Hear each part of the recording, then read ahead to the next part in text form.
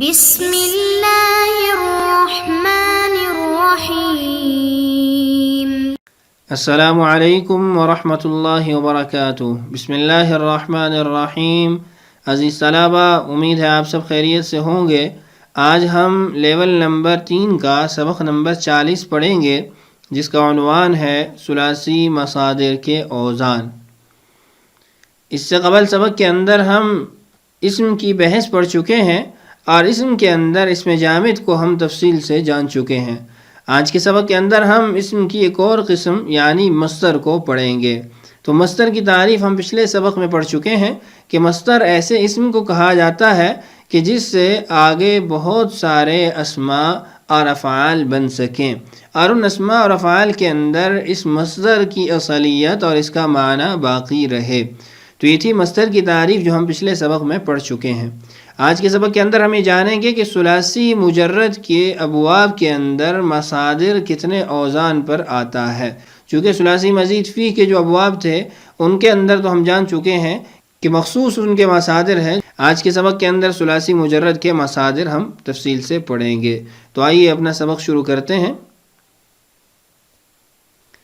ثلاثی مجرد کے اوزان۔ پھر اوزان دو قسم کے ہیں، اوزان سماعی اور اوزان قیاسی۔ سماعی سے مراد یہ ہوتا ہے کہ اہل لغت وہ اس کو ایسے ہی استعمال کرتے آ رہے ہیں، ہم نے ان سے ایسے ہی سنا ہے۔ اور دوسری قسم ہے اوزان قیاسی، وہ ایک قاعدے کے مطابق ہم اس کو لے کے آتے ہیں۔ تو پہلے اوزان سماعی پڑھ لیتے ہیں، اس کے بعد پھر ہم اوزان قیاسی پڑھیں گے۔ اوزان سماعی، ثلاثی مجرد کے مصدر کثیر التعداد ہیں، یعنی بہت زیادہ تعداد کے اندر ہیں، اور اکثر مصادر اوزان ذیل پر آتے ہیں۔ یہ تمام اوزان دراصل سے حرفی ہیں، یعنی 3 حروف سے بنے ہیں۔ عین کلمہ کے سکون اور حرکت کے لحاظ سے 2 حصوں میں منقسم ہیں۔ پہلا حصہ وہ اوزان جن کا عین کلمہ ساکن ہے، ان مصادر کے صرف آخر میں زیادتی کی جاتی ہے، یعنی جن اوزان کے اندر عین کلمہ ساکن ہوگا ان کے اوزان مزید جو بنیں گے اس کے اندر ہم مصادر کے آخر میں زیادتی کرتے ہیں۔ دوسرا حصہ ہے وہ اوزان جن کا عین کلمہ متحرک ہے، ان مصادر کے اول، وسط اور آخر میں تینوں جگہ زیادتی کی جاتی ہے۔ تو عین کلمہ کے سکون اور حرکت کے اعتبار سے ہم نے مصدر کو 2 حصوں پہ تقسیم کیا ہے۔ آئیے اب ان کی تفصیلات جانتے ہیں۔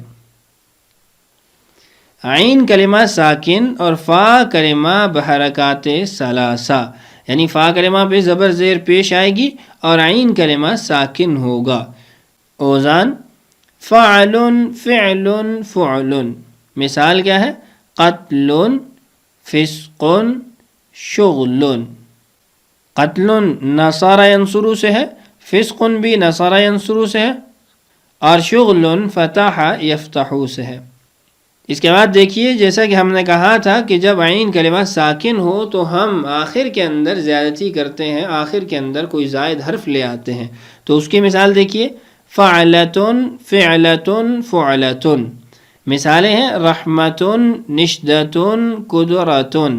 رحمتن سمع سے، اور نشدتن ضربہ سے، اور قدرتن سمع سے۔ مزید مثالیں دیکھیے، فعل، فعل، فعل۔ مثالیں ہیں دعوی، ذکرہ، بشرا۔ نصر ینصر سے دعوی، اور ذکرہ بھی نصر ینصر سے، اور بشرا ضرب یضرب سے۔ مزید دیکھیے، فعلان، فعلان، فعلان۔ مثالیں ہیں لیان، حرمان، غفران۔ لیان ضربہ سے، حرمان نصرہ سے، اور غفران ضربہ سے۔ آگے میں دیکھیے نمبر 2، فا اور عین کلمہ متحرک، اول، وسط اور آخر میں زیادتی کی جائے گی۔ اوزان دیکھیے، فعال، فاعل۔ عین کلمہ متحرک ہے۔ مثال ہے طالب، خانق۔ طالب نصر ینصر سے، اور خانق ضرب یضرب سے۔ آگے ہے فعالتن، فعیلتن۔ مثالیں ہیں غلبتن، سرقتن۔ اس کے بعد ہے فعل، فعل۔ مثالیں ہیں صغار ہدن. اس کے بعد ہے فعلان، مثال ہے نزوان. اور پھر فعال فعال فعال، مثالیں ہیں ذہاب صراف سوال. اس کے بعد ہے فعالۃ فعالۃ فعالۃ، زہادۃ درایۃ بغایۃ. فعیل فعول ومیض دخول. فعیلۃ فعولۃ قطیعۃ صعوبۃ.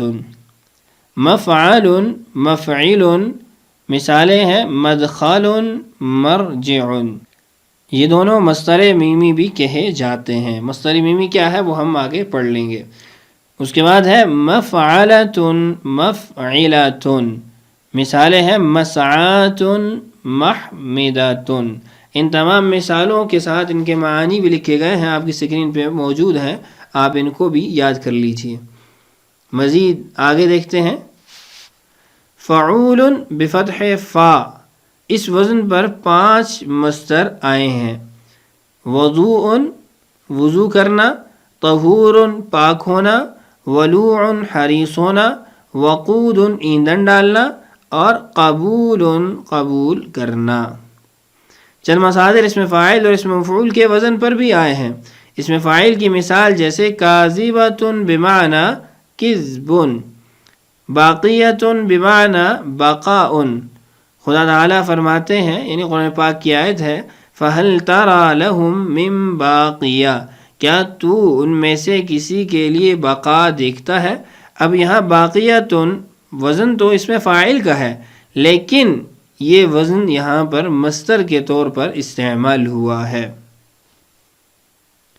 اس میں مفعول کی مثال دیکھیے، جیسے میسور بمعنی یسر اور مفتون بمعنی فتنۃ.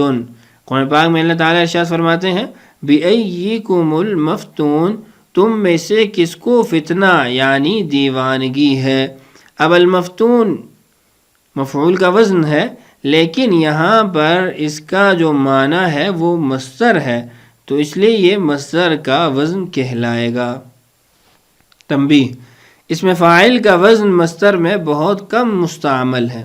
یعنی جو ہم نے ابھی قریب میں پڑھا کہ اس میں فاعل اور اس میں مفعول کے وزن پر بھی مصدر آتا ہے، تو اس کے اندر اس میں فاعل کے وزن پر جو مصادر ہیں ان کی تعداد بہت کم ہے. اس میں مصدر کس کو کہتے ہیں؟ کبھی مصدر مزید فی کے ساتھ ایک اسم مجرد آتا ہے اور اس سے مصدر کے معنی حاصل ہوتے ہیں، جیسے مصادقۃ مصدر مزید فی ہے اور صداقۃ اسم مجرد ہے.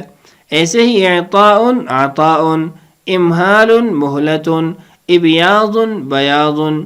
بعض لوگ ان اسماء کو حاصل مصدر قرار دیتے ہیں.